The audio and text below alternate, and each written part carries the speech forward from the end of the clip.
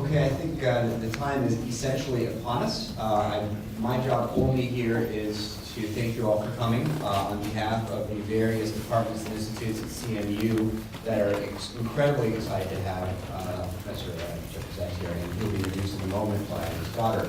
Before I hand over the microphone, though, we have a number of folks here who are participants one way or another in organizing this, including CEDM, SEEK, these are two on-campus institutes, the Scott Institute, of which I'm the director, the Civil Environmental Engineering Department, and the Steinbrenner Institute. And Steinbrenner is run by this man, Neil, who has also something he wants to plug.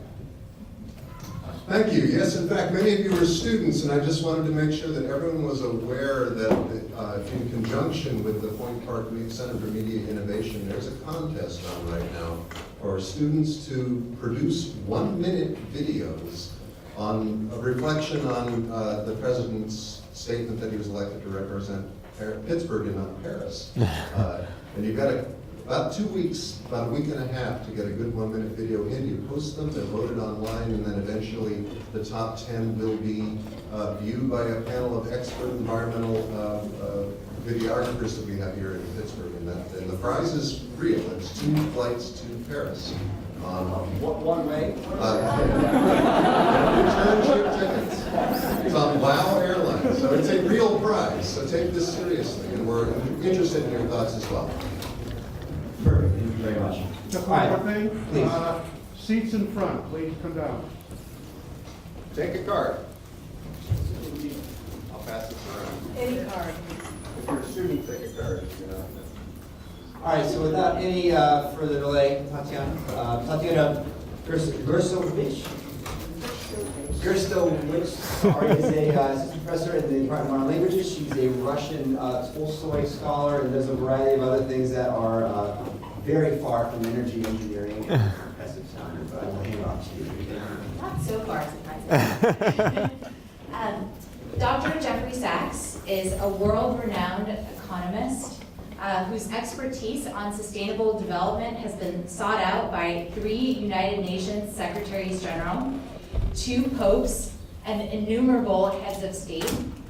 For nearly 2 decades, Professor Sachs has served as the UN Special Advisor to Kofi Annan, Ban Ki-moon, and now Secretary General Antonio Guterres.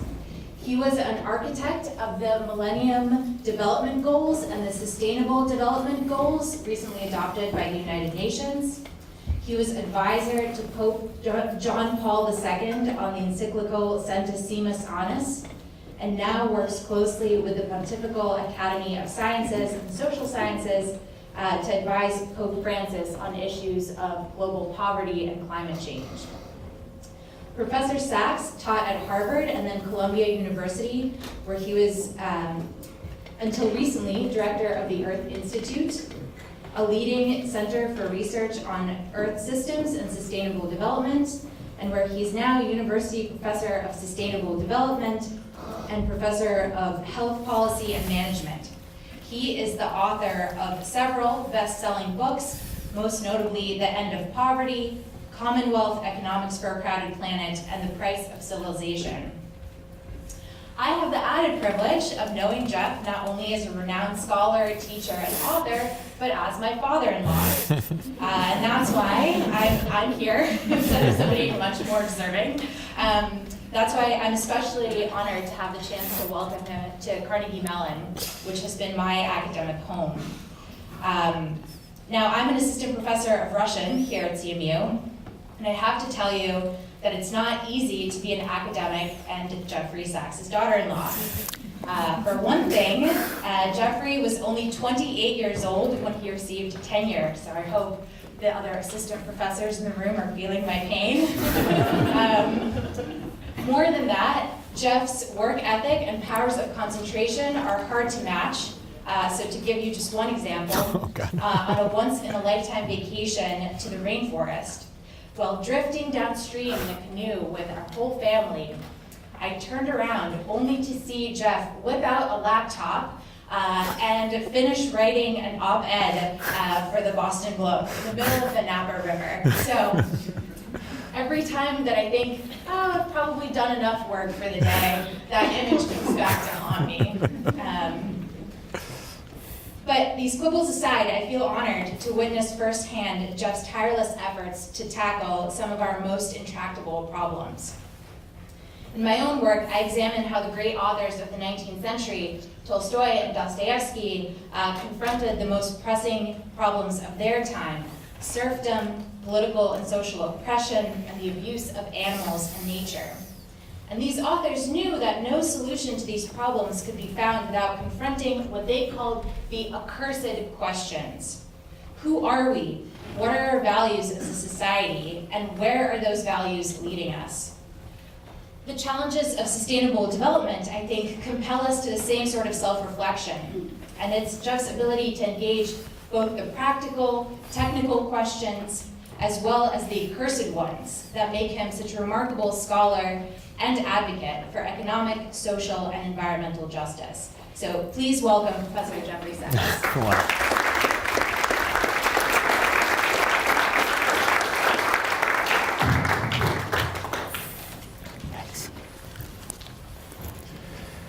That is a terrifying image, I admit. I'm sorry you had to see that. That's the problem of being late for many things, including op-eds due and so on. But Tatiana, it could not be more wonderful than to have you introduce me, and also the joy that you and Adam are part of the CMU family is extraordinarily exciting. I don't need to tell you this is one of the most important and wonderful places in the world, and I'm going to make a pitch to you. Of course, not that you need it, about the problems that you can solve. I do expect the smart machines and the machine learning and the artificial intelligence to put me out of business very soon. I'm sure that machines can be better economists than economists, I have no doubt about it.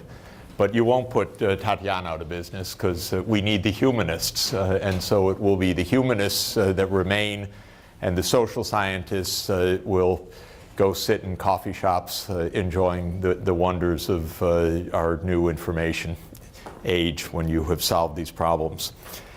We've got a lot of problems, and we need a lot of solutions. And the truth is, and it's not a matter of flattery or where I am today, but a literal truth, that the engineers are in the lead right now.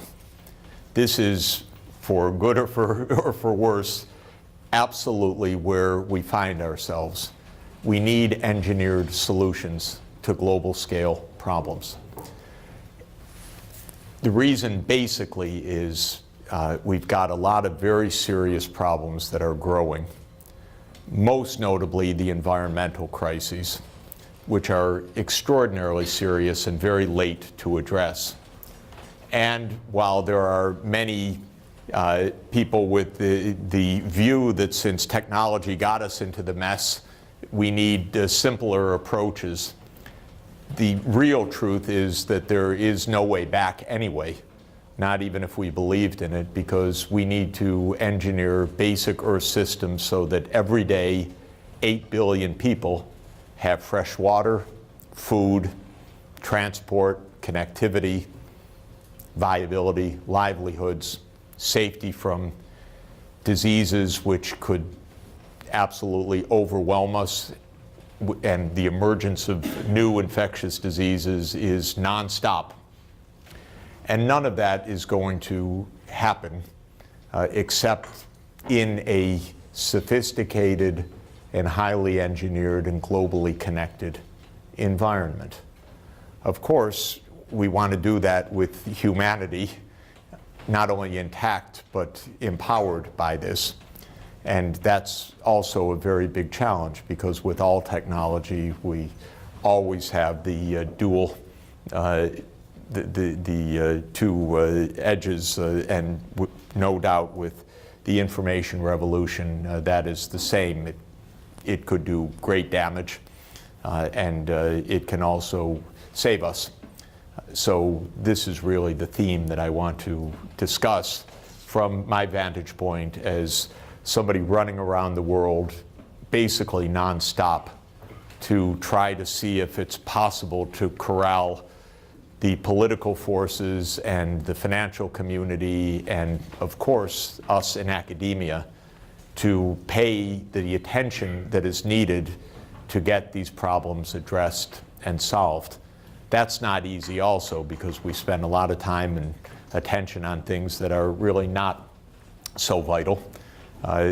And we have the great capacity to do incredible harm. And as you may have noticed, there is now almost a complete disconnect between the knowledge community and our politics. In the United States, we are in the most anti-intellectual environment that we have been in at least for a century. And our political system is bereft of thinking, much less decency, but it's really bereft of thinking right now. The name of the game in legislation is to sneak something through at the last moment before anyone has a chance to look at it, not to deliberate, to reason, to analyze alternatives, and to create a path forward. So it's a big challenge for us. And it's not flattery, it's kind of desperation, frankly, that I'm counting on Carnegie Mellon to be one of the leaders in the way out of this mess, which I regard as very serious and imminent. I think we're in the midst of three major transformations globally that I want to talk about. Maybe I'll stand here for a moment so I can see my slides also.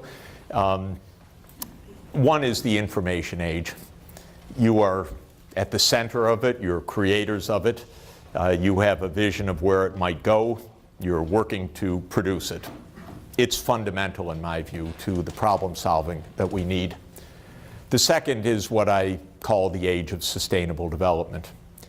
The concept of sustainable development is that society should address and harmonize three objectives. One is economic well-being. The second is social justice. And the third is environmental sustainability. In the United States, we have been quite good at the first. We are rich beyond imagining on average in this country. Our gross domestic product is now about $20 trillion. We have an average output per person around $60,000 per person. That's a lot. That's a lot of well-being potential. But we're not very good these days at the second and third dimensions of sustainable development. That is social justice, because we find ourselves with more inequality than at any time in the past century. And we have even lost the capacity to discuss it in a political sense. So this is a topic which is bizarrely diminished, even derided, but mostly ignored. And you will see that in today's tax cut proposals.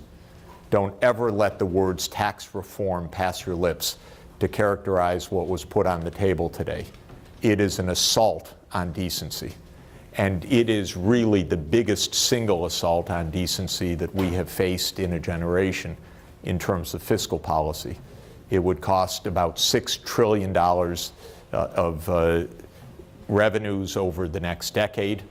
So that is roughly 3 percentage points of GDP on a base that is already a 4% of GDP budget deficit. So we would blow out the fisc.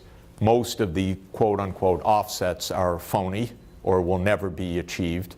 But the Republican Party is in the hands of a few plutocrats who, for some reason that really is beyond my understanding, are interested in multiplying their billions so desperately that they avowedly are doing this with the knowledge that this would wreck our country.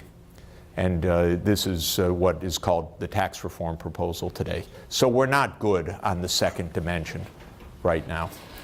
The third dimension of sustainable development is the environmental dimension. And I'll talk about this in some detail, of course, you are working on these questions. I'll give you a political and diplomatic framing, but this is the country, the one country out of 193 that says it will pull out of the Paris Climate Agreement. President Trump says the Paris Climate Agreement is unfair to the United States. If you read the Paris Climate Agreement, there isn't one word that is asymmetric with regard to any country. It's impossible to have that particular complaint. And of course, it's phony, because the basis of this decision is the power of the oil and gas lobby that dominates the Republican campaign financing. So this is part of what we have faced now for more than 2 decades, that we have a growing environmental crisis and almost an inability in our country to make the most basic judgments, the most basic statements of honesty about it. And we've had 4 mega hurricanes in a row in the last 2 weeks. Every reason to believe that their damage, if not their intensity, is a reflection of many aspects of global warming in addition to the events of these tropical cyclones themselves. And yet we cannot sustain in this country from day to day an honest conversation about it. And the reason is the power of vested interests that are so powerful and so dominant that we cannot yet overcome them. So sustainable development, I call it the age of sustainable development out of wish. We need to be in the age of sustainable development. We're very late to the story. The good news, and I'll relate it to you, is that most of the world more or less gets this.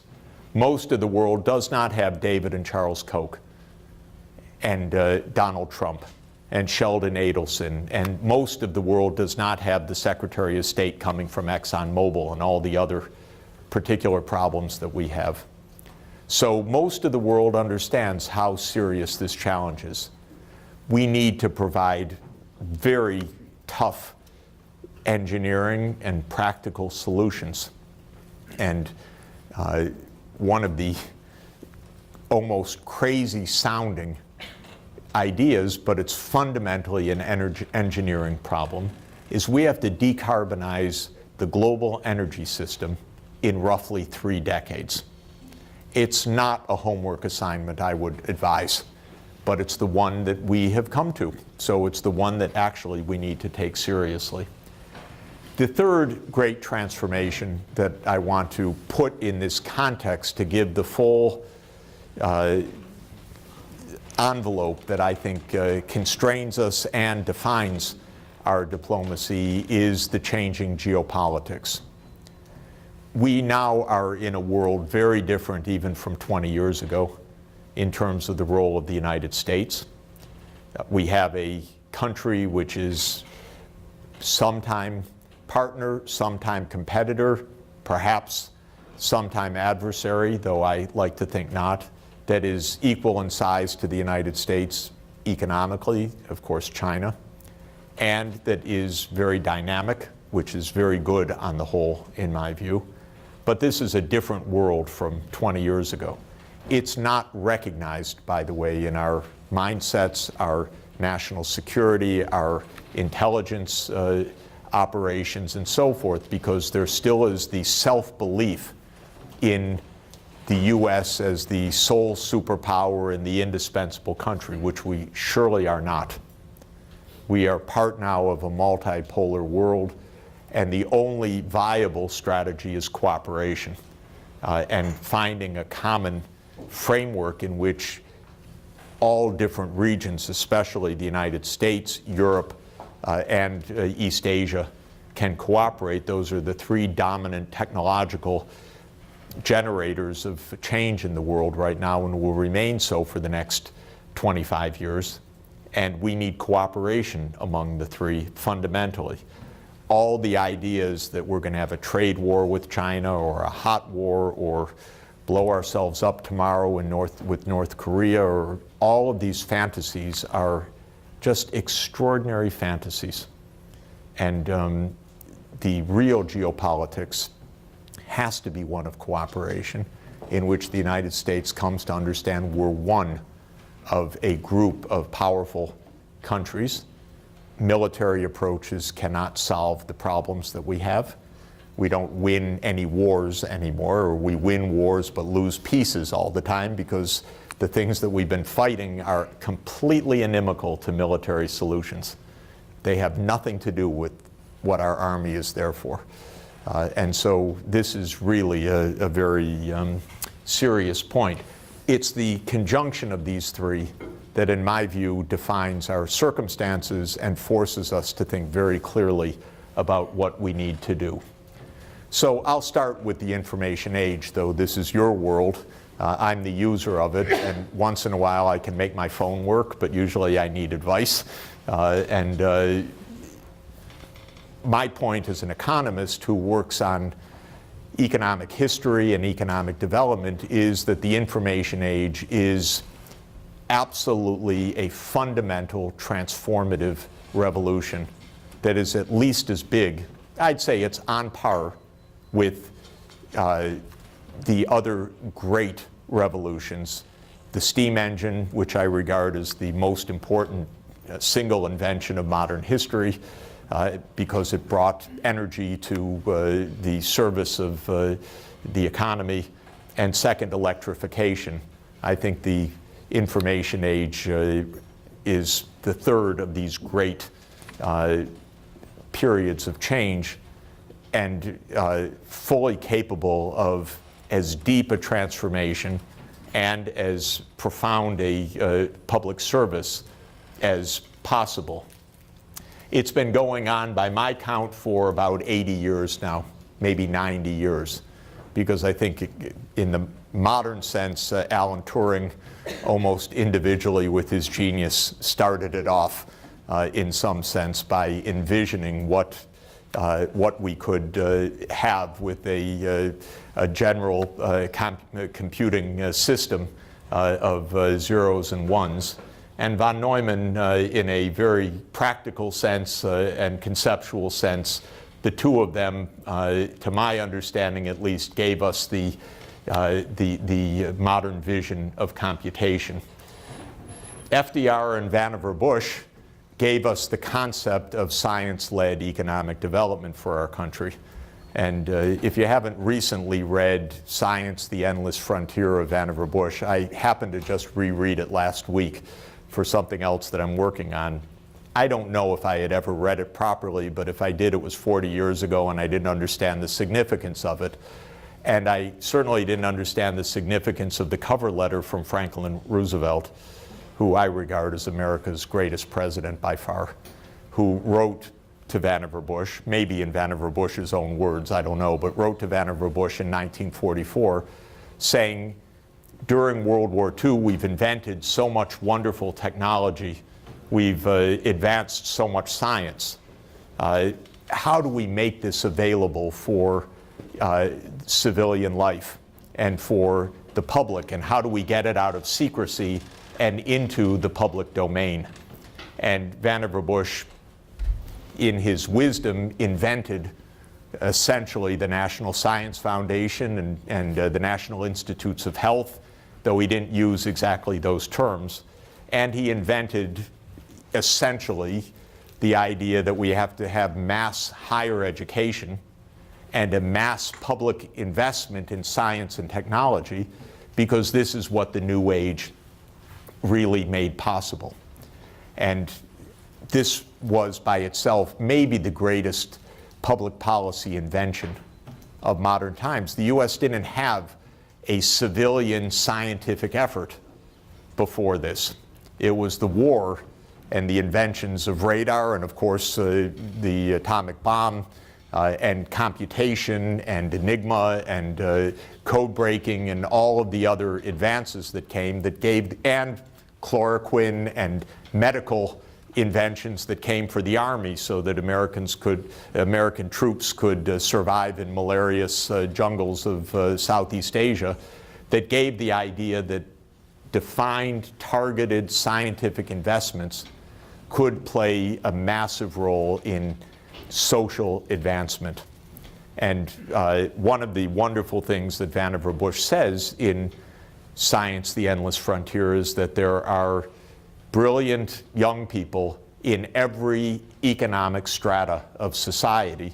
So it is incumbent upon any smart society to invest heavily in the education of young people, and that this has to become a federal responsibility. All of this was new. Just the basic idea for the United States that it wasn't entirely new, because Abraham Lincoln had signed the Land Grant Colleges Act, the Morrill Act, in 1862, saying that land-grant universities should be established to help in the practical arts, especially in agriculture. But this was really the basic science vision, that we need to go through basic science to advanced technologies to economic development. Third, I would put on the milestones, Norbert Wiener and Herbert Simon. I don't know if they usually are seen together, but I view them as inventing the concept of an engineered world. To my mind, Simon, I only saw him once at Harvard, but I think he was one of the three greatest economists that America has produced, certainly in the last 75 years. I put him with Samuelson, Kenneth Arrow, and Simon. But he basically defined for us how to think about economics and engineering as a common set of concerns. And the whole idea that there are natural systems and artificial systems, and that we have to understand the design of artificial systems, is, from a social scientist point of view, wow. Unbelievably important, actually, because to this day, economists outside of CMU don't understand engineers, don't deal with them very much, and don't understand the difference, because we think markets are natural systems, which is a bizarre idea anyway. But we don't understand that whatever markets are moving engineered resources in engineered systems. And so the whole idea that we're constructing artificial systems, and we need to design them, and we need to live within them, is really, I'm sure I'm not doing it poetic justice, but it's a big deal. And Norbert Wiener's concept of machines and people and cybernetics was also part of the same inspiration. I would say that Wiener was more on the machines, and Simon was more on the systems design. But both, I think, share in this science of the artificial. And then, of course, came microprocessors, transistors, and logic gates that Shannon and Shockley made possible, and then integrated circuitry. And then we come to my sphere, which is that by the time Moore's Law had run for 20 years, the smart kids at Harvard in my class dropped out and became gazillionaires, and the rest of us just stayed and got our degree. But Bill Gates went away, and my campmate, who I used to go to geeky 8th grade summer math camp with, Steve Ballmer, he went off with Bill, and I stayed behind, and they made the E-economy by standardization, basically, by having an operating system that we could all use and open up. And Steve Jobs, in his way, though not an engineer exactly, had that same vision. And then I think the advent of digitizing all knowledge, which is what Larry Page and Sergey Brin have self-advertised. It's not a crazy description of what they're trying to do, and it's not all wrong, actually. And we're increasing the terabytes of access so rapidly that it's, of course, within 10 years transformed how we live fundamentally, turning all of this into e-business, Jeff Bezos and Jack Ma. And then finally, I think the last contributors to this are two artificial systems. So we probably have to give Watson and AlphaGo the final statement, because I really am waiting for them to put me out of a job, semi-eagerly, because I cannot keep up with the journals anymore. There are probably at least 1,000 journals I should read. And if I get through 3.5 of them per week, I'm doing well. So I really am looking for artificial systems to be able to keep up with the codified, digitized information. And do believe that this is actually a very big and very positive development. So as I said, I think that the digital revolution is one of the great, what we call in economics, general purpose technologies, which means a technology so fundamental that it reshapes everything. And there aren't that many. Some people make a list of 25 general purpose technologies. I'd say that there are probably 5 or 6 that qualify for that term in the last 200 years. The steam engine changed everything, because before that, the limit of energy in the economy was basically what animals could pull, what you could put in wind and sails, what you could use physical labor for, and you could do some heating, perhaps by burning some coal, which England had done for hundreds of years, but you couldn't move anything else. The steam engine, of course, was without that, no industrial revolution, no modern world, and probably a world population maxed out at 1 billion, as opposed to on its way to 10 billion. Because just like Malthus told us in 1798, if you improve survival and living standards, you will cause a tremendous rise of population. It doesn't go exactly like Malthus said, because after a point there really is a self-correction because of choice and modern contraception, but even before modern contraception, a choice. But still, we've had a nearly tenfold increase of population from steam. Electricity, arguably the internal combustion engine, arguably the change of physical throughput in factories of Henry Ford and Taylor, you might consider on the same level, because the redesign of production processes as standardized high throughput processes probably was a great conceptual invention that also raised global output by trillions of dollars. And then finally, I would put the digital revolution. I don't know of others that are equally fundamental. One could argue with this. But what do these general purpose technologies do? They definitely raise output. They make possible mass levels of production that otherwise weren't possible. They completely disrupt production processes, so nothing remains the same with the true general purpose technology. And we're seeing from the digital revolution every sector of the economy being deeply transformed now. It usually takes 40 or 50 years. And maybe it's happening even faster in some sectors now, but it's a very deep disruption. It definitely changes jobs, and that's been true of every one of these revolutions. And the information revolution is utterly restructuring labor markets. It causes massive shifts of income distribution, so this is not a simple matter. And it is not true that when an economy grows, everybody benefits. Some lose, and often lose badly, and others win, and win unbelievably.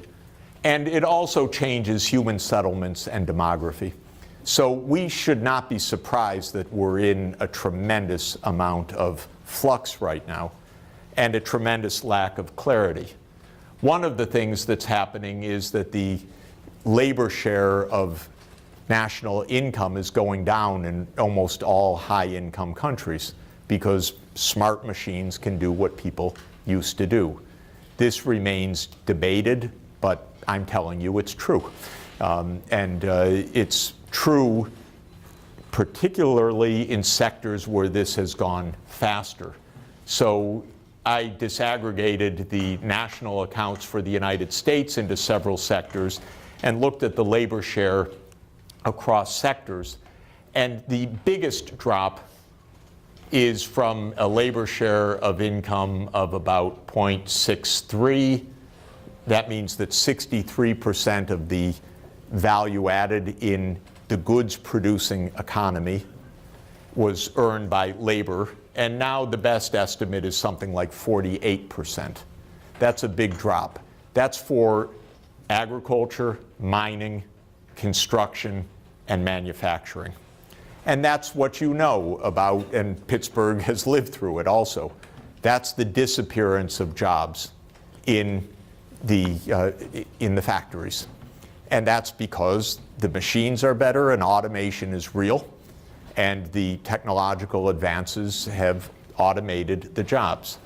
This is why Donald Trump's whole premise last year in the campaign is absurd.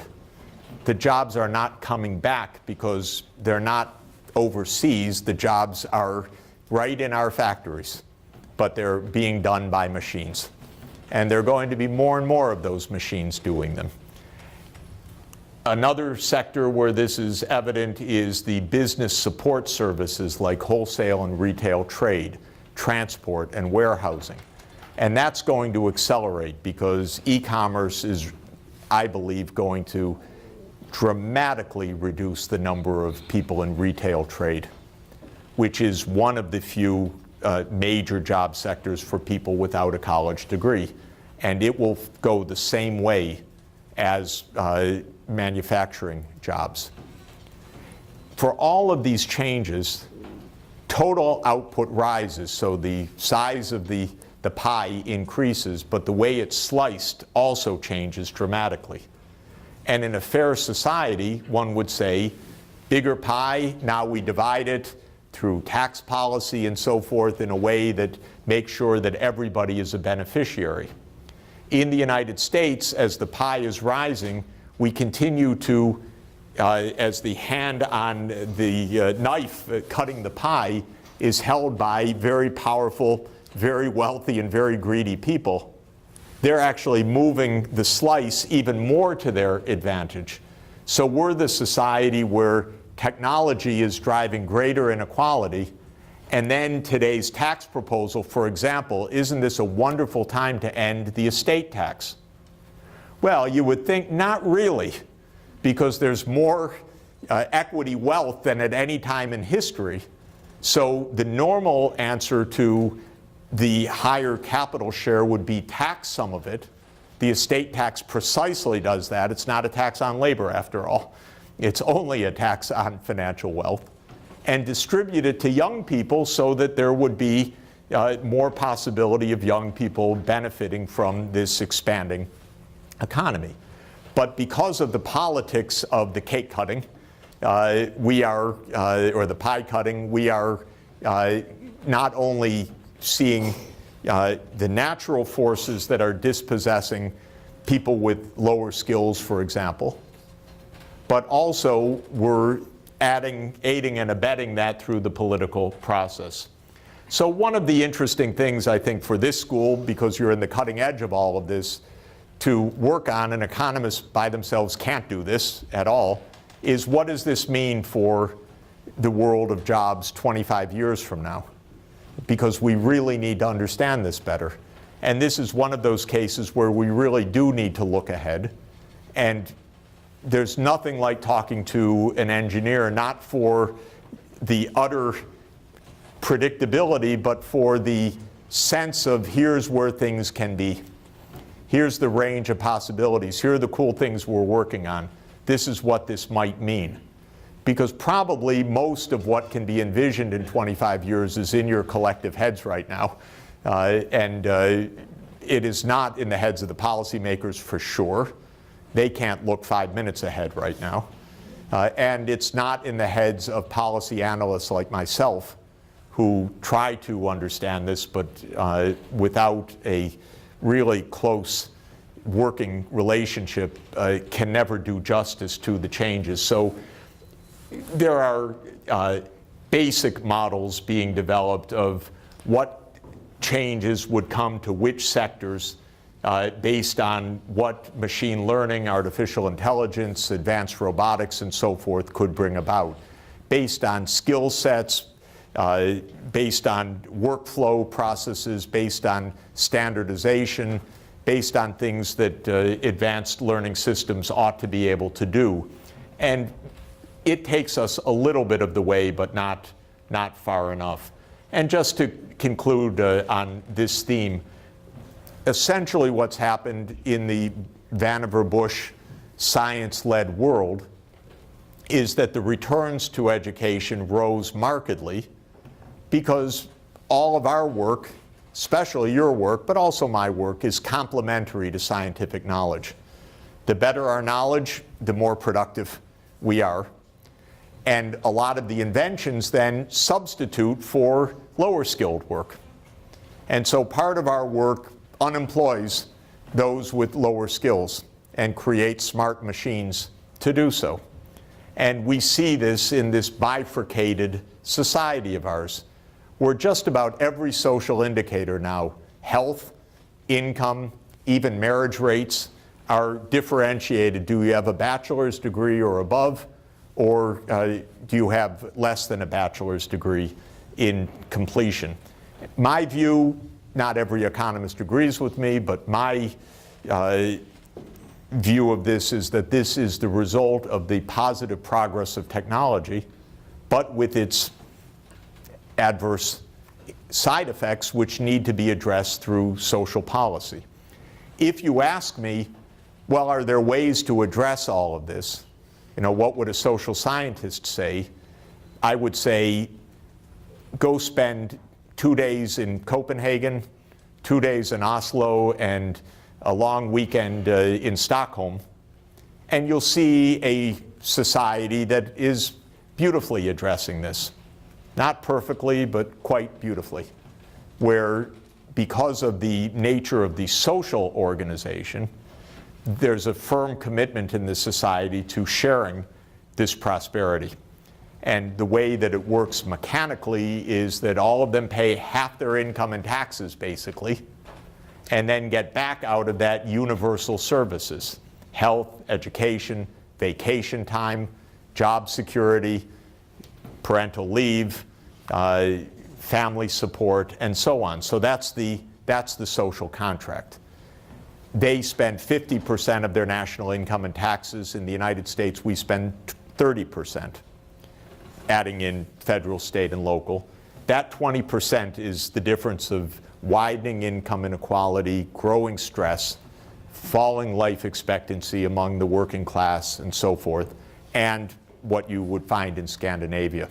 And so that's my answer as a social scientist, that we don't even have to invent models, we just have to keep our eyes open to look for the relative successes in this. Okay, now let me turn to the really a different dimension, because everything that I just said was, first of all, was not envisioned in 1945 by Vannevar Bush, nor really, maybe it could have been, but I don't think the word environment even shows up once.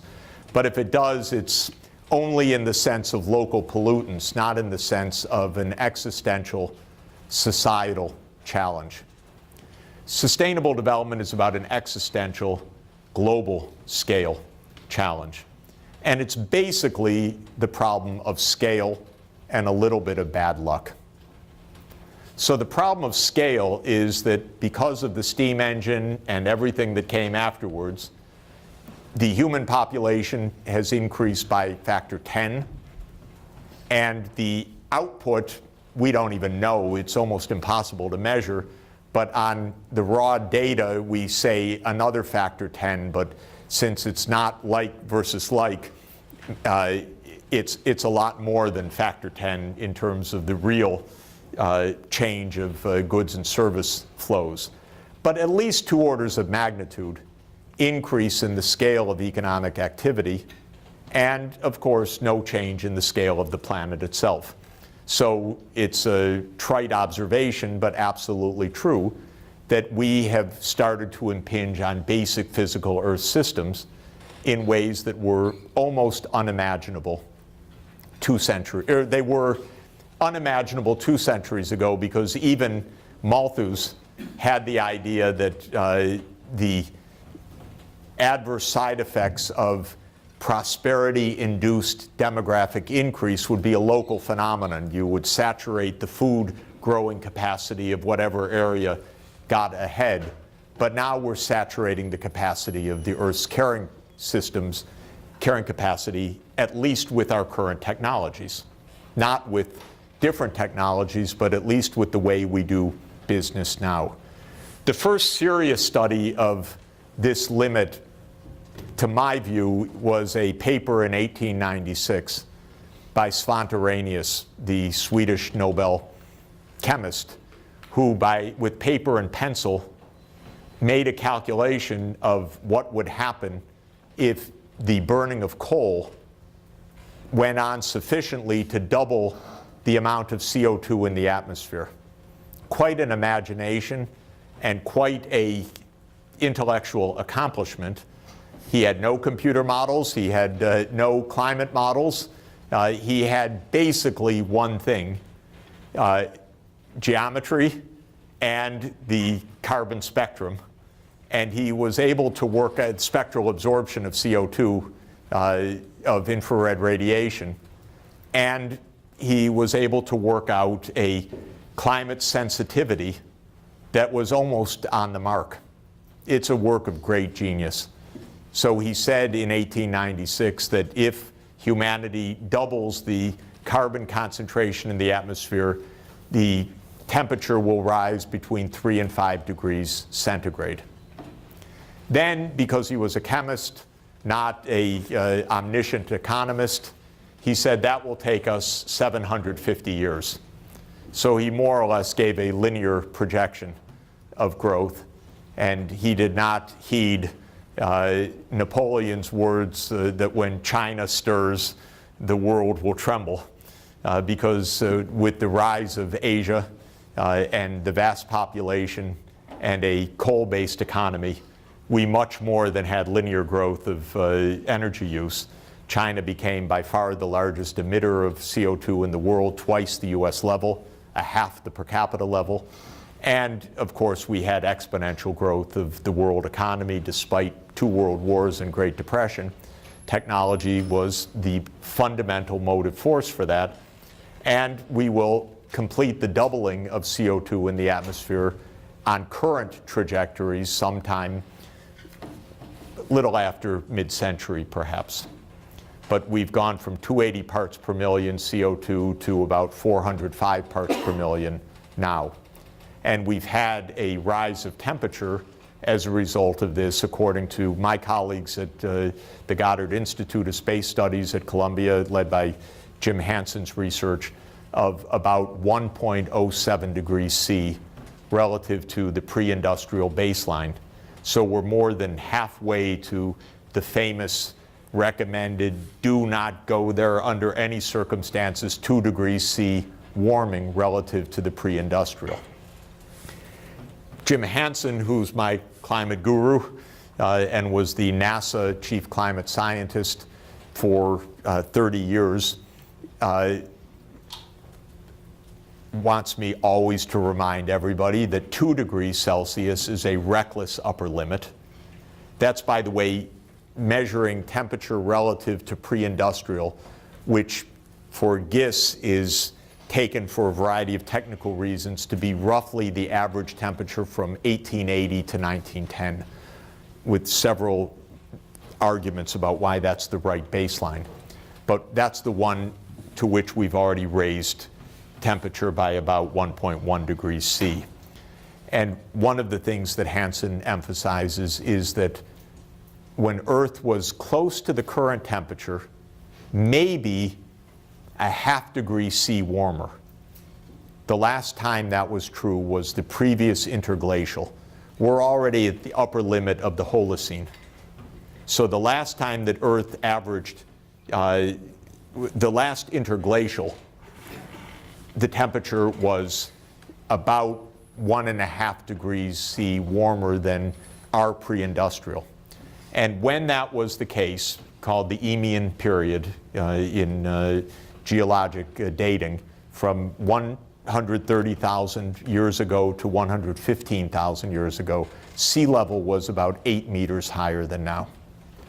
So Hansen's argument is go to 2 degrees, within a century or two, wipe out all the coastal regions of the world, and maybe even faster. One thing that the scientists absolutely do not know is the timestamp on the disappearance of the Greenland and Antarctic ice sheets.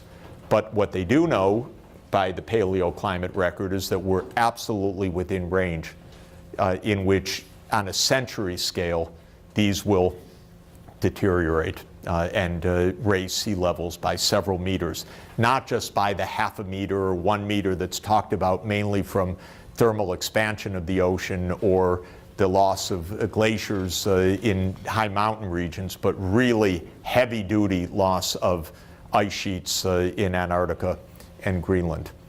So that's one reason why 2 degrees C was put at an upper limit. And in the Paris Climate Agreement, it was set at a phrase which is really unfortunate in my view. The phrase is well below 2 degrees C, but nobody knows what that means. It was negotiated by diplomats, but it may mean something like 1.7 or 1.8 degrees C, because the whole phrase is stay below, well below 2 degrees C and aim to achieve no more than 1.5 degrees C. Well, according to all the climate sensitivity, basically we are within 25 years at current emissions rates of exhausting the carbon budget that takes us to those levels. Maybe it's 30 years. There's a range of uncertainty. Maybe it's 40 years, but it's not a century. It's not even a half a century remaining.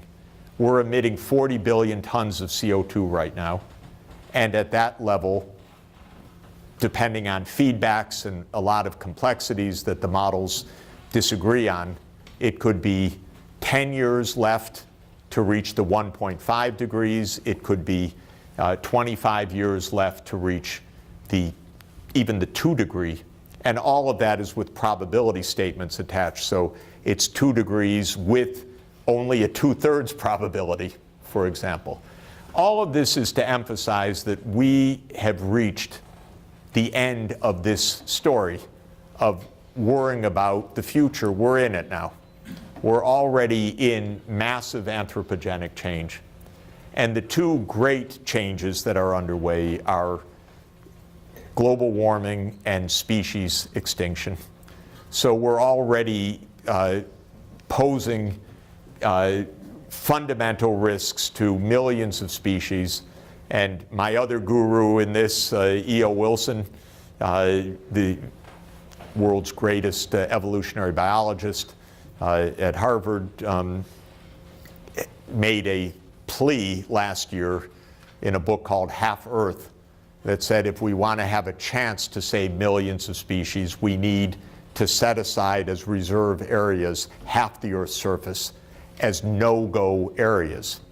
I can tell you from a policy and diplomatic point of view, we are so far from that kind of view, that kind of understanding, that kind of limitation, even that kind of map. Because I spent a year for the Secretary General trying to get a map. Basically, Ed, which half?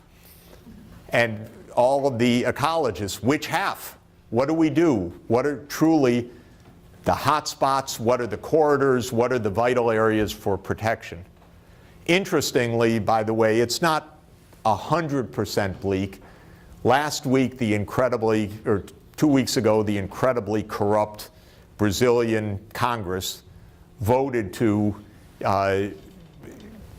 put a major part of the Amazon into new mining concessions.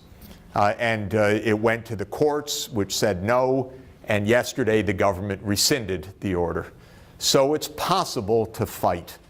But it's an endless fight but that's the fight we need, because the power of the interests who are not thinking about the species or 30 years from now, but are thinking about their profitability right now and their bottom line right now is absolutely relentless. I like this concept of planetary boundaries. If you do not use it, I recommend it. It's a concept of ecologists which have tried to identify the major Earth system functions that we are now deeply subverting by human activity.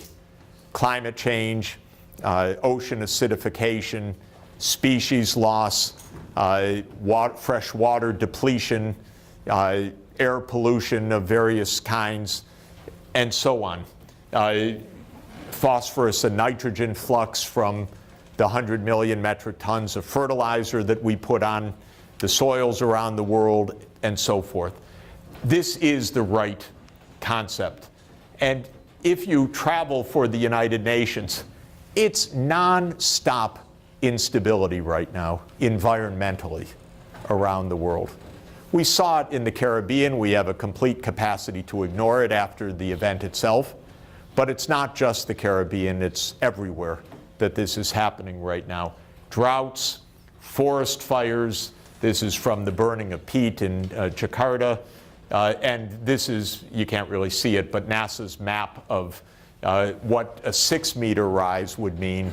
And damn it, there goes my home, because we live on a small island economy called Manhattan, and it would be pretty deeply submerged by a 6 to 8 meter rise. So lots of problems. Now, just to finish this part, the world agreed in September 2015 that sustainable development needs urgently to be our organizing principle. It's not such great news because the world had agreed on this in 1992 and then ignored the agreement for 25 years. It was in 1992 that the UN Framework Convention on Climate Change was agreed, but never implemented. 25 years later, or 23 years later, the world's governments, the 193 UN member states, adopted 17 sustainable development goals. I urge all of you to know all of them, to engineer solutions for them, and to appreciate that these will be the guideposts that are understandable to policymakers, which is extremely important. It is a shared code for a while, to the year 2030. There will be no other code. So either this is going to take hold or we are in a free-for-all. But the idea here is a shared code for global policymakers to say this is what we need to do. And my job at the United Nations is to try as hard as possible to make it real. So I normally sit with finance ministers and planning ministers to say this is what this means. This is how you have to organize your planning processes. This is what the financing means. This is what your government signed up to. They're quite wonderful goals. They are these 3 categories of economic improvement, social justice, and environmental sustainability, disaggregated into 17 categories. An example, SDG 3, universal health coverage. We work, Sonia and I, my wife, work in low-income rural Africa on the health systems. What makes it even possible to envision success?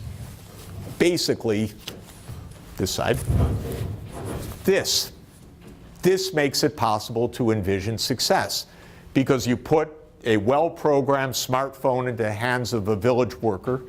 They can do absolutely phenomenal things. They can cure malaria. They can help get a mother to an antenatal visit. They can provide immunizations on time.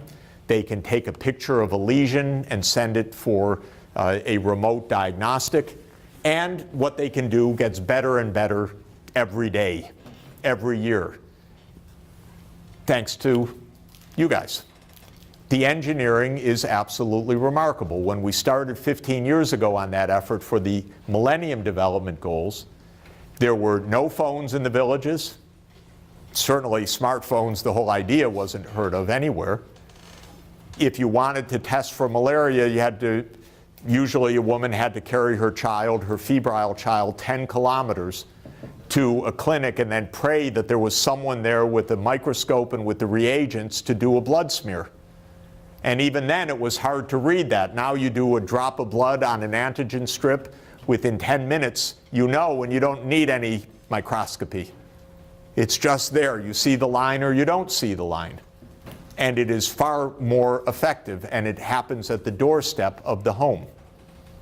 And so this is a dramatic revolution made possible. SDG 4 is universal secondary completion. I want you to solve this one also. How do we go from 30% of the kids in Africa completing secondary school and often not learning very much to 100% completing secondary school by 2030? I am a big believer that online can make a huge difference. Even if the research shows it's not the best or it's not optimal or whatever, if there's no teacher, it's the best. If you need to connect the classrooms, it's the best. I'm hoping that machine-learned natural language skills could really help make breakthroughs in places where the kids are in classrooms and the teachers do not speak their language. And we see that all the time across West Africa, where you think it's a regional language, but the language at home is a very local language. And the kids go to school, the teachers speak one of the 3 national languages, but the kids don't know at all what's going on. Can you help? I hope. I don't know. But I believe that it is probably possible to make some big advances. SDG 13 is decarbonization. It basically says, actually literally with an asterisk in the September agreement, we will subscribe to whatever they agree in Paris a few weeks later. So it incorporates the Paris Climate Agreement. We need smart engineered systems to decarbonize our energy system. We need smart vehicles, like you have going around the streets here. We need basically all electric, I'm almost sure, unless you see a different path. I don't see a different path other than all electric. We need to massively harness wind, solar, hydro, and I think nuclear, because I think that we probably need to use every zero carbon source we can. And we need to get this engineered quickly. And the policymakers also do not understand the grid, what's possible, and what to invest in right now in infrastructure. And it's one of the reasons why we're in such a mess here. This $1 trillion of infrastructure is, of course, going to go nowhere under the Trump administration. It's impossible, because to do it, you'd have to actually think, what kind of infrastructure do you want, other than just patching a bridge? If you really want to build for the future, you have to understand what the future is. If you're in denial about the future, we absolutely can't spend $1 trillion wasted on that. And so you have to engineer properly for the kind of climate shocks, vulnerability, resilience, energy system needs of the future. So it all goes together. And that, I find this is what I spend my time on, basically. Because as an economist, I feel that it's the one useful thing I might be able to do in this morass. And while it's easy to say, yeah, the UN adopted some goals, so what? my view is not so what, but what else do we have? Because I don't think this can be done without some goals.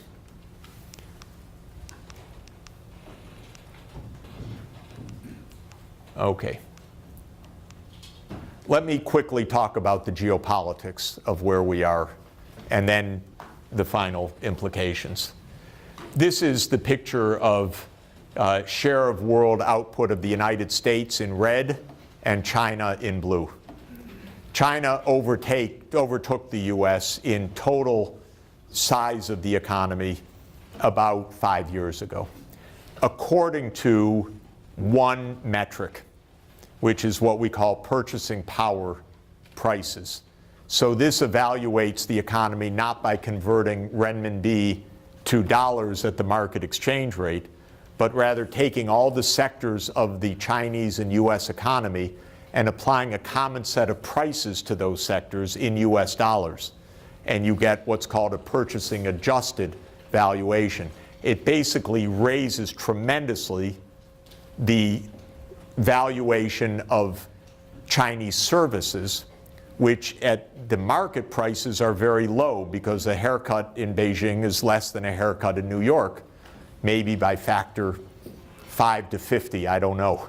But the point is that set at a common price, adding up all those Chinese haircuts and all the US haircuts, China comes out ahead. Roughly a little better than a fourth of US income per person, and maybe 20%, 15 to 20% higher in aggregate, remembering that China's 4 times the US population. This is a fundamental geopolitical change. It's the first time in at least 200 years that the West, as we call it, which basically means Western Europe and North America, is actually rivaled in military power, economic power, and technological capacity by East Asia. It's a deep historical change, the one we're living through now. And it's so deep that it is not understood psychologically, because Henry Luce, who was the Time magazine editor in 1942, promised us an American century. That's 100 years. But the American century lasted 50 years, let's say. And then the last 25 years have been a kind of transition. Now the American century is over, but we're a little bit like the cartoon character that ran off the cliff and hasn't started to fall yet, still believing we're running a great race. And we're doing a lot, of course, to diminish our place in the world, because the most basic lesson of economics and development, if there's one lesson, it is invest. If there's 2 lessons, it is invest in knowledge. And right now, we're doing neither. The lesson is not cut taxes, but that's what became the mantra for the United States. So this means a couple of things. First, it means that if the United States were saintly and said we're going to 0 carbon no matter what, and actually did it, it wouldn't even matter for the global safety unless China also does it. We are inevitably in a world of cooperation right now. This is a big deal. And all the talk about conflict is crazy, because we have things to do. It's as if you have a massive homework assignment or a big test the next day, and your counterpart says, why don't we go out and have a slugfest? And you normally say, I'm busy. I have to study. No, let's go out and beat each other up. This is roughly the American foreign policy right now. Really, I'm an expert in that. I see it. I mean, I really see it. I could put it in more diplomatically sophisticated terms. But we're pretty much all war all the time right now. We're in probably 9 wars. I say probably because several of them are secret. But we made the Syrian war. If you have any doubt, it wasn't a rebellion against Assad, it was a CIA operation. We made the Libyan war, we made the Iraq war. We turned Afghanistan into a bloodbath, not in 2002, but starting in 1979. And not in response to a Soviet invasion, but to provoke a Soviet invasion. And we're fighting in Yemen, we're fighting in Somalia, and if we're not careful, we're going to have the biggest disaster of modern history because of our idiot president. And I'm sorry to be technical about that, but I mean idiot in the technical sense, because we could really get blown up. And if we don't get blown up, Korea could get blown up very easily. And we're just on the verge of that, actually. I've studied for a long time certain crises, especially the Cuban Missile Crisis. We came that close to World War.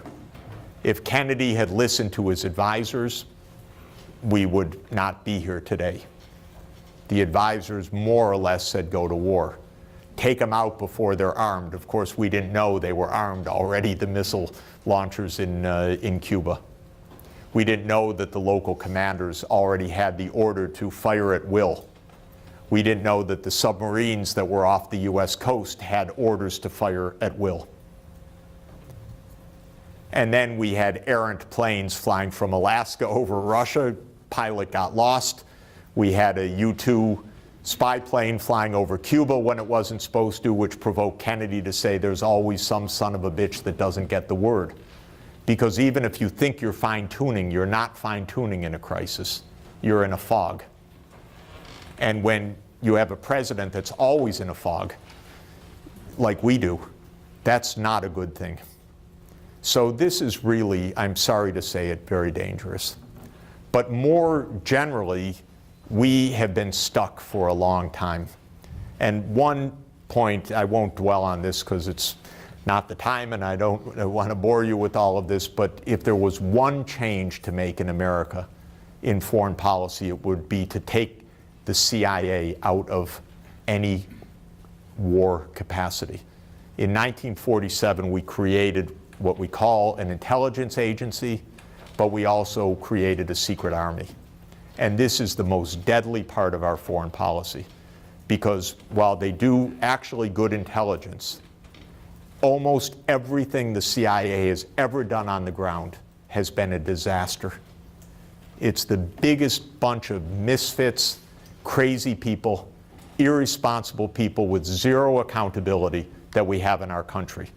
And they provoke a lot, like the Syrian war. And they probably told Obama, no problem, we'll be rid of that guy in 30 days. Because that's what they always say. And we're now 5 years later, 10 million people displaced, hundreds of thousands killed, massive refugee crisis, destabilization of Europe on a CIA-Saudi operation, which went bad, like they always do. So we need cooperation, and we desperately need to cooperate on precisely the challenges of sustainable development.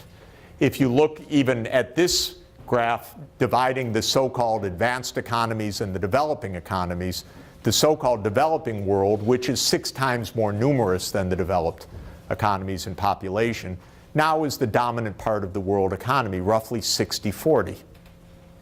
So what we call the emerging markets, they're not a little fringe on the side.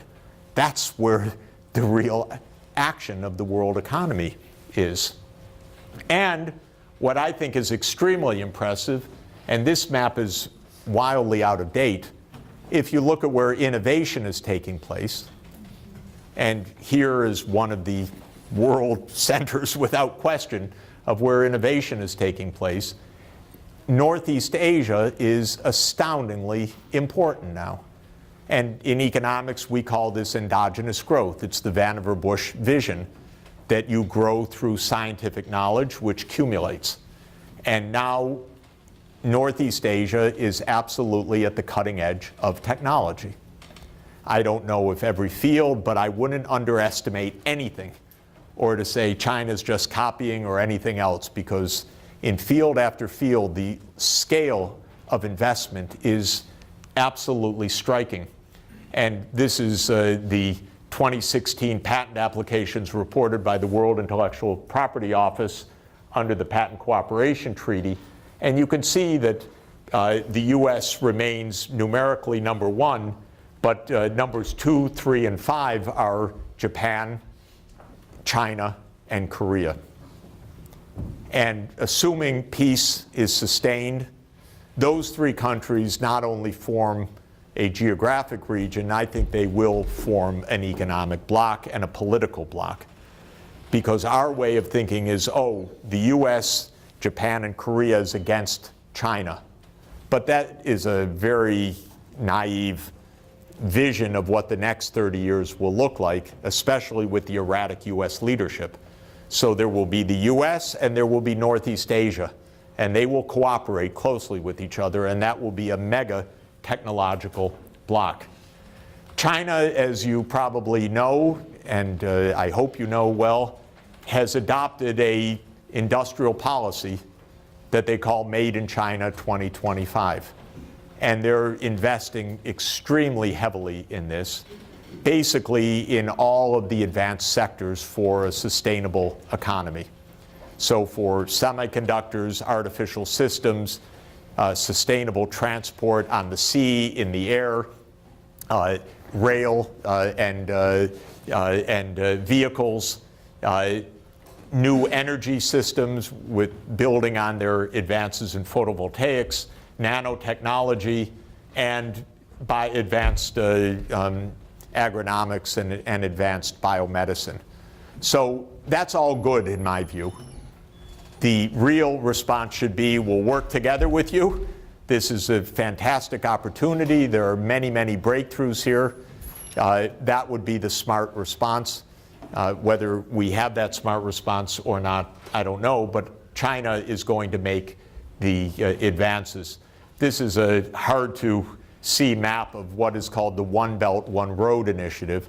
China's also building the largest infrastructure partnership in the world by establishing several new banks and then inviting the Eurasian countries, meaning Southeast Asia, South Asia, Western Asia, and Europe, to cooperate on long-distance transport, connectivity, energy, maritime.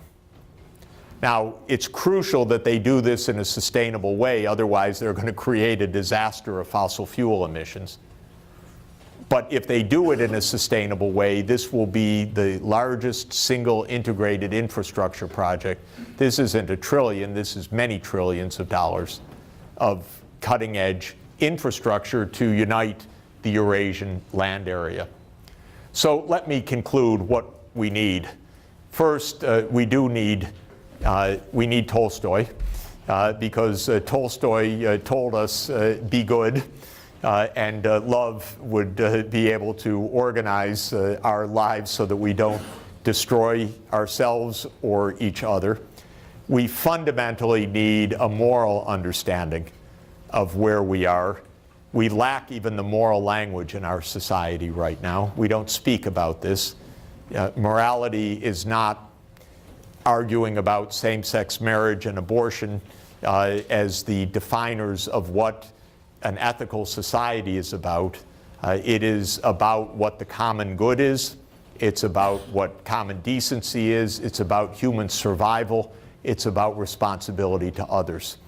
And I'm very happy that the person I regard as the world's greatest moral leader, Pope Francis, has really taken this on. And it's quite fascinating for me because I do my work at the Vatican through the Pontifical Academy of Science.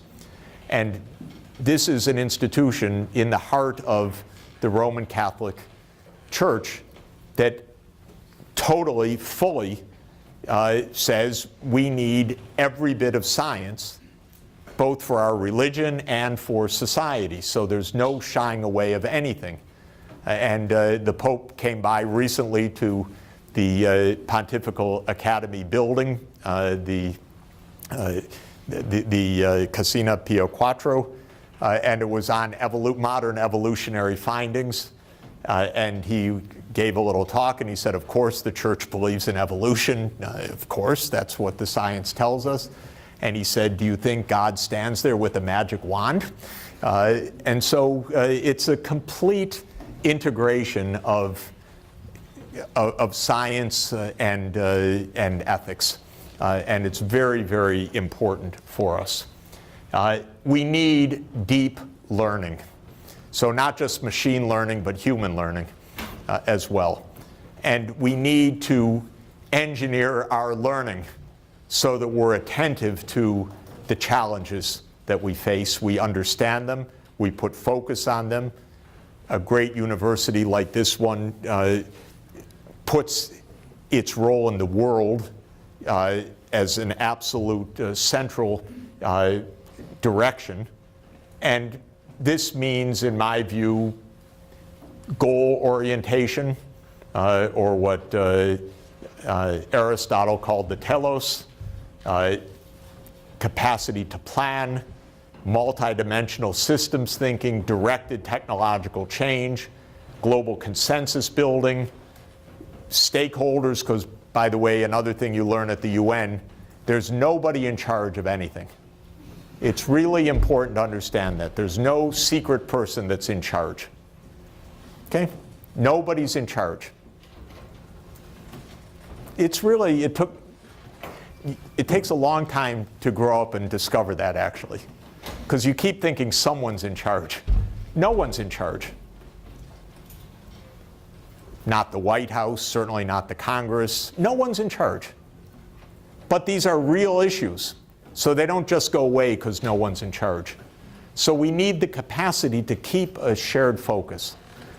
The only analogy I've been able to come up with is the conductorless orchestra.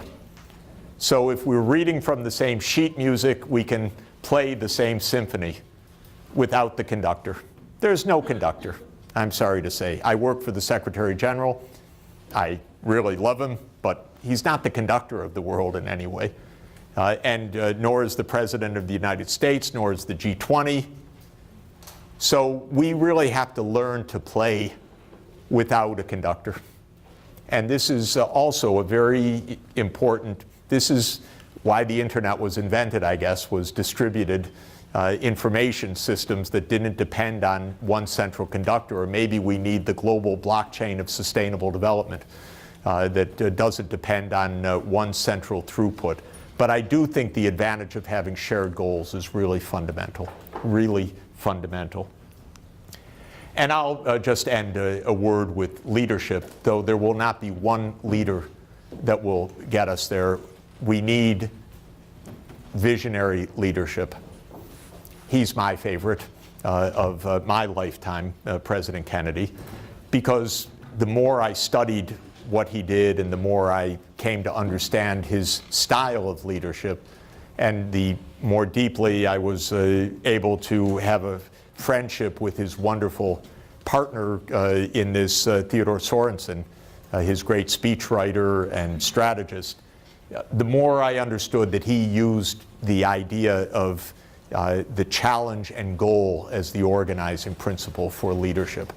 So this is the picture at the moment where he is saying this: I believe that this nation should commit itself to achieving the goal before this decade is out of landing a man on the moon and returning him safely to the Earth. No single space project in this period will be more impressive to mankind or more important for the long-range exploration of space, and none will be so difficult or expensive to accomplish. I love it for many reasons. This was, first of all, my youth watching Mercury, Apollo, and Gemini, and seeing that engineers in 8 years, without a plan in 1961, without a plan, could do this.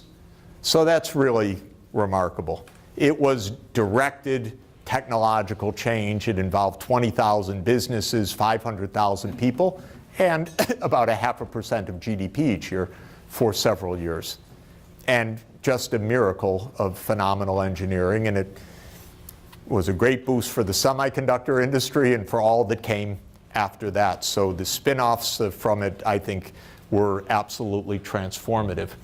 What I also love about the speech is that if you read it, which is really worth doing, and also his speech at Rice University, he says here, nothing will be more difficult or expensive. Our presidents don't talk like that now, right? Even aside from this one, which I don't even know what, I don't listen. But anyway, for the others, they say nothing will be easier, nothing will be cheaper. But Kennedy knew that to inspire, he had to tell the truth. He had to give a bold vision, and then he had to tell the truth. And this speech goes on several paragraphs saying, do not do this unless you really mean it. No good making a halfway effort. And this is going to be hard, and it's really going to cost a lot of money. And we're going to have to invest year in, year out. And I say to the American people, think carefully about this before you do this. The opposite of the normal pitch. And of course, the moment he ended, everyone stood up and said, yes, we do it, because they were inspired.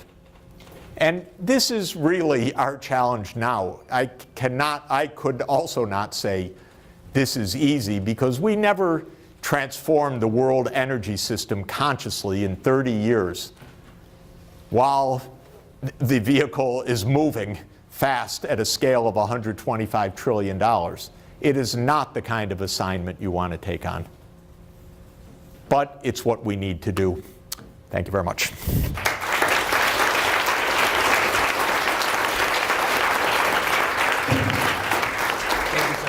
Great, thanks.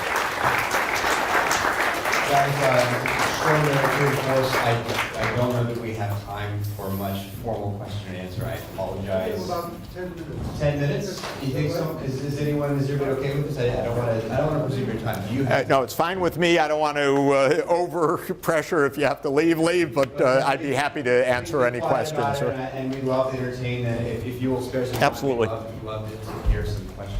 Does anyone want to start? Am I allowed to say? So we're in the echo chamber. And it's a beautiful echo, I agree with it. But I don't think that the Attorney General was completely wrong in the sense the message isn't getting out. Yep. So what do we do? One thing I think we need to do as universities is be out there leading. I really think it's crucial. It's not the comfort zone, but it is the responsibility of our lead thinking institutions in this country. All of our congressmen, by the way, have fine institutions in their districts. They choose to ignore them all the time. But I think we need to invite our congressmen over regularly when they come back to the district and have a little bit of session on climate change, have a little bit of session about the hurricanes, have a little bit of session about what we need, about the education divide, about serious issues. Get prepared, but make that kind of leadership. That's session without an S, right? Session without a, yes, exactly. That is not that kind of session. I think we need, again, as universities, to organize our efforts around problem solving, which is also not the normal comfort zone, to even state it that way. Often not. At Harvard, I was told often, that's nice what you're doing, but couldn't you get back to academic work? And I didn't really understand the difference, and eventually I left to work with the United Nations and to join the Earth Institute. But I think that this is the time also for global university partnerships, and I'm really trying to promote that on behalf of the UN through a network we call the Sustainable Development Solutions Network, because in many other countries the universities are just struggling to hold their own, much less to take a leadership role in their societies. So I think we can play an important role on that. A third thing that I'm personally trying to do, and we'll see if it has any import at all, is I'm working with a group of politicians and leading interested citizens to try to propel the idea. We're calling it America's goals. We're not calling it Sustainable Development Goals. We're not saying it's a UN thing. It's tailored for the US, but it's goals for the year 2030 about jobs, healthcare, education, infrastructure, climate, environmental safety. And we're going to be releasing those, launching those publicly in a few weeks. So we've been doing some fascinating focus groups and some polling around the country. And one of the things that was absolutely positive on this was we did a survey in 6 states that are in between red and blue. And people were asked, we showed them the goals as a mock-up. And then people were asked, what do you think of this? If a candidate were to support such goals, would that make you more likely to vote for them, less likely, or indifferent? Are these goals stupid, achievable, worth trying, and so forth? The general sentiment was roughly 70% said, that's good, we should have goals, that would help us, we could get directed. Most people said, we don't think they can be achieved, but it's worth trying to do, and it would make it more likely to support a candidate in that direction. So that's another point for me, which is this has to enter politics. This is not only technical, this has to enter politics, and it has to enter electoral politics as well. And it has to transcend Democrat versus Republican politics in addition to that. So stating the goals is not stating the means, for example, but it's saying we all subscribe to this and we subscribe to the metrics, and we'll measure the outcomes year by year and we'll see whether we're on track, and legislative proposals should be evaluated against these standards. So that's another part. Another thing I'm doing is working closely with a lot of Chinese leaders, because I believe that China is going to play a very important role in this world. I chair a committee for Tsinghua University that was set up now to be China's lead on the Sustainable Development Goals. And I think that this is extremely important. So I'm trying in different parts of the world to encourage this kind of engagement. The truth is, there's a lot of attraction in this. Our problem in the United States really, really comes down to the power politics more than different scientific views, different vision. If it weren't, I'm oversimplifying a little bit, but if it weren't for the Koch brothers, who, if you haven't followed this, they're 2 brothers who have a net worth of $100 billion between them. And to their credit, they have invested a lot of that heavily for the last 25 years to take over the Republican Party. And they basically succeeded, because politicians are not very expensive in our country, so it doesn't take too much to own them.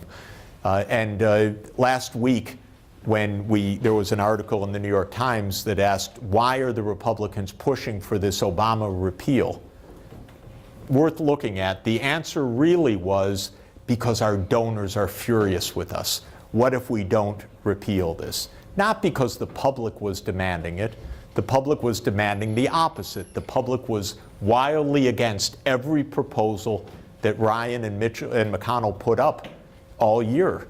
But the donors, who are the donors? Not so many, by the way. It's the Koch brothers, it's Sheldon Adelson, who's a casino owner and about a $30 billion net worth. It's Robert Mercer, who is a hedge fund multi-billionaire. And they're basically nasty people. They are. They're nasty, selfish, self-serving, powerful, entitled people. And that's part what we're fighting against. It's a very odd thing.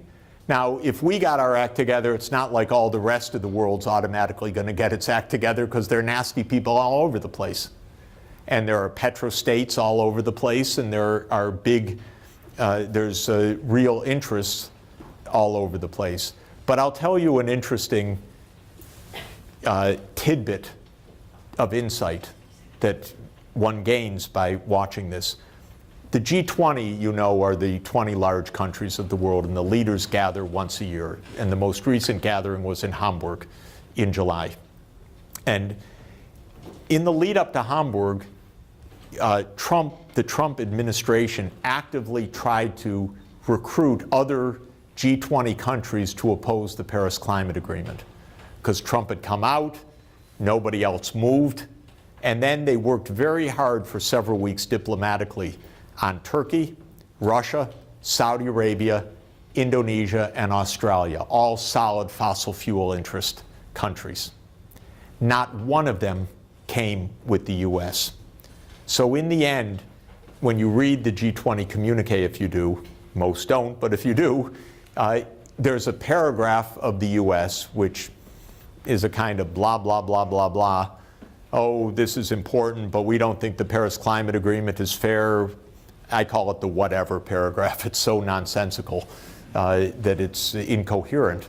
But the next paragraph says, the rest of the other 19 countries all stand strongly behind the Paris Climate Agreement. And think of that. That includes Putin. That includes the King of Saudi Arabia.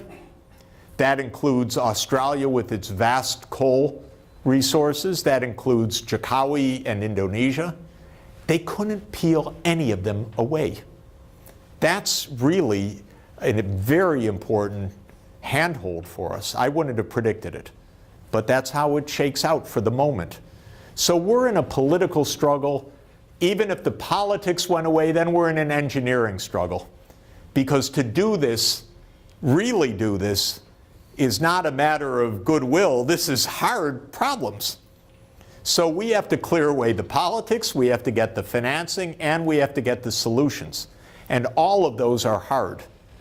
And so we have to operate in parallel on all of that. Please. Time for one more. Last question. Great.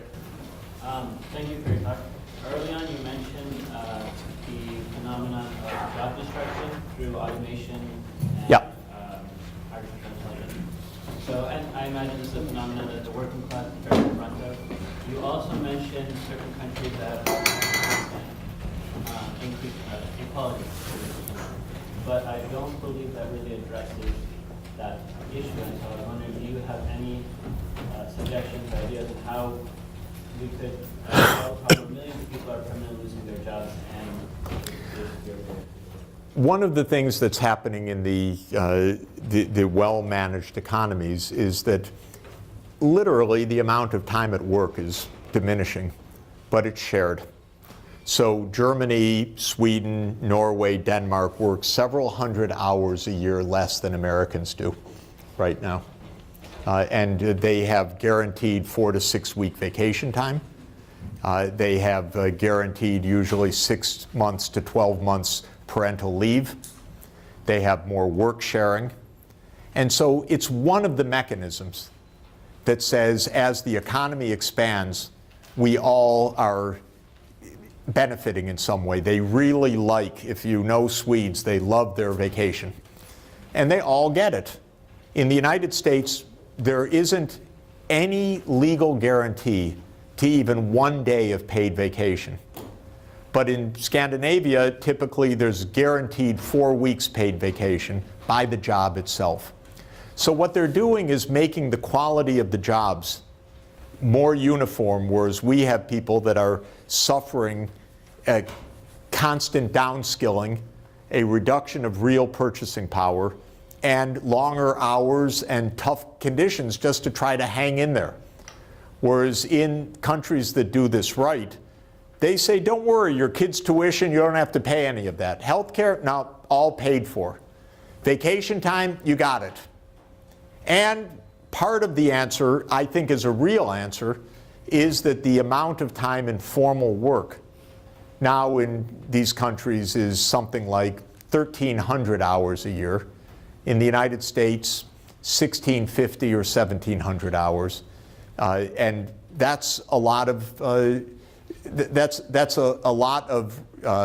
fact that the machines really can do things that that we otherwise had to do.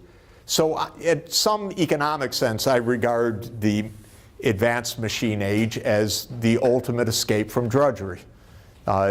Because a lot of the jobs that are being replaced are not, Trump says, I'm going to save the coal mine jobs.